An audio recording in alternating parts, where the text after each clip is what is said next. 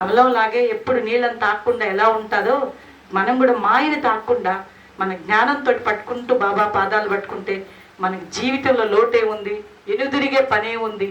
ఆరోగ్యాలు బాగు చేయగలడు, చూపు లేని వాళ్ళకి చూపించగలడు, మాటలు లేని వాళ్ళకి మాటలు ఇవ్వగలడు, ఏమైనా చేయని సమర్థుడు ఆయన. అందుకే సమర్థ సద్గురు సాయినాథ్ మహారాజ్కి జై అనేది. కాబట్టి మనందరం ఆ జ్ఞానంలో ఆ ఎరుకలో బాబాతో మమేక్యమై అందరం చక్కగా బాబా దగ్గర అవ్వాలని, ప్రతి ఇంట్లో నిత్యం సాయి సచ్చరిత్ర పారాయణ ఒక అధ్యాయమైన చదవాలని సాయి భక్తులందరికీ మనవి. శ్రీ సచ్చిదానంద సద్గురు సాయినాథ్ మహారాజుకి జై.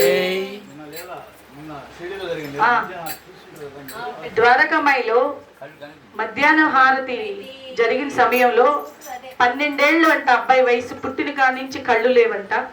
ఆ అబ్బాయి ద్వారకామాయిలో కూర్చోబెట్టుకుంటే ఆ హారతి ధూపం కళ్ళకి ఇదైపోయి అక్కడ కంటి వెలుగు వచ్చేసి ఆ ప్రపంచాన్ని చూడగలిగే భాగ్యాన్ని ఇచ్చాడు బాబా.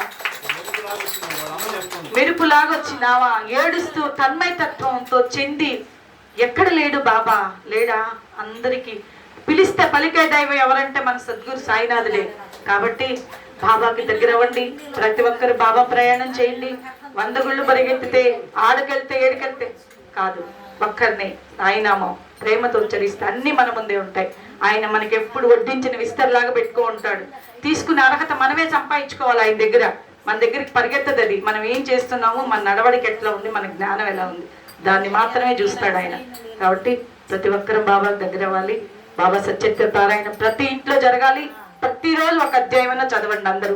దానికి మించిన ఇంకొకటి లేదు. మీ పూజలు ఇవన్నీ అది చదివేటప్పుడు మనసు పెట్టి మన ద్వారకామాయిలో ఉన్నట్టుగా అక్కడ ఎక్కడ ఏం జరిగిందో అవన్నీ ఊహించుకుంటూ ఉంటే మనం బాబా దగ్గర ఉన్నట్టే. కాబట్టి అందరం